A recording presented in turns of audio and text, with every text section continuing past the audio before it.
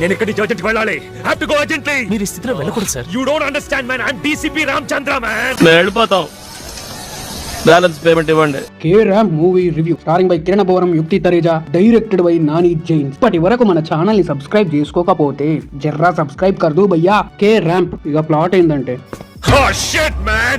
కుమార్ ఒక రిచ్ చిల్లర్ చిచ్చోర్ అబ్బాయి చిల్లర్ చిచ్చోర్ పనులు చేస్తూ ఇజ్జత్ తీస్తూ కేరళకు చదువుకొని పోతాడు. చీది నమ్మ బతుకు బురదలో పంది బతుకుతుంది, నువ్వు బతుకుతున్నావు ఎందుకురా ఎదవన్నారు ఎదవ.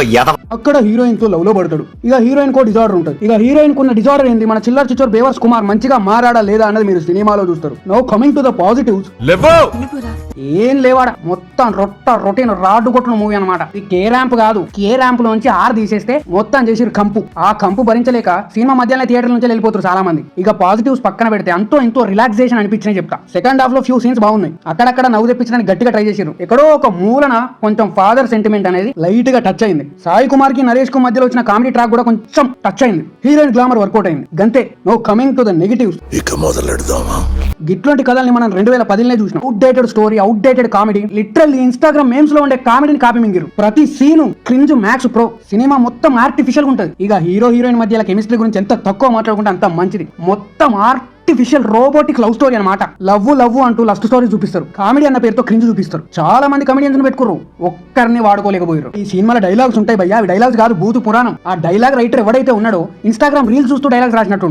లవ్ అంటారు, కామెడీ అంటే అసలు కనెక్టివిటీ ఉండదు. ఇక దీని గురించి ఎంత తక్కువ మాట్లాడుకుంటే అంత మంచిది. Now coming to the performances. Teaser లో కిరణ్ బోరన్ నాకు హీరోలా కనిపించిండు, కానీ సినిమాలో ఏం లేదు డొల్లా. ఎస్ఆర్ కళ్యాణ మండపం దగ్గర నుంచి మొన్న వచ్చిన దిల్ రూబా దాకా same modulation, same dialogue delivery. ఇందులో కూడా అంతే, ఏం మారలేదు. అపరిచితుడురా నువ్వు.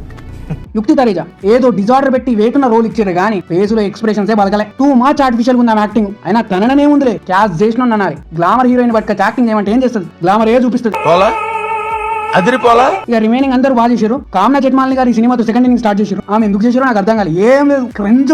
No coming to the technical aspect. Cinematography is good, అక్కడక్కడ కొంచెం బాగుంది. ఎడిటింగ్ టూ మచ్ వరెస్ట్ ఉంది. ఇక సౌండ్స్ అండ్ మ్యూజిక్ అయితే అస్సలు రిజిస్టర్ అవ్వలేదు. ఆ బీజిఎం ఒకటి ఇరిటేటింగ్ ఫీల్ తెప్పించింది. సాంగ్స్ ప్లేస్మెంట్స్ కూడా అస్సలు బాలేదు, రొటీన్ ఉన్నాయి. ప్రొడక్షన్ వాల్యూస్ కూడా గట్టిగానే ఉన్నాయి. No coming to the director Jains Nani. Weak writing, cringe comedy, outdated story, రోత కంపు మ్యాక్స్ స్క్రీన్ ప్లే, ఒక రాడ్ డైలాగ్స్ తో కంపు లేపిండి సినిమా మొత్తం. రొట్ట రాడ్ ప్రో మ్యాక్స్ ఇంది ఐమాక్స్ అన్నట్టు చేసిన సినిమా మొత్తం. That's it for the review. ఇప్పటి వరకు మన ఛానల్ సబ్స్క్రైబ్ చేసుకోకపోతే సబ్స్క్రైబ్ చేసుకోండి. ఈ వీక్ మీ ఫ్యామిలీతో ఈ సినిమా చూడాలనుకుంటే చూసేయండి. మీ డబ్బులు, మీ దురద, మీ సరదా తగలెట్టేసుకోండి. ఇట్టాడు కదా అవుతుంది అన్నిసార్లు అడిగారు.